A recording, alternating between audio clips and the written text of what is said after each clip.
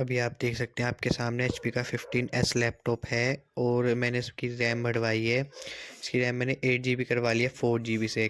मैंने रैम इसलिए बढ़वाई है क्योंकि अभी मैं आपको दिखाता हूँ इसका जो प्रोसेसर है वो है सेलरोन, जो ये काफ़ी हल्का प्रोसेसर है जो काफ़ी स्लो है। इस वजह से इसकी रैम बढ़वाई है। अभी आप देख सकते हैं 4.6 GB अवेलेबल रैम है और ये प्रोसेसर सेलरोन है। तो इसकी जो रैम की फ्रीक्वेंसी है जो अभी लगी हुई है इसमें 3200 हर्ट्ज़ की रैम है, लेकिन ये सपोर्ट 2400 हर्ट्ज़ को ही करता है।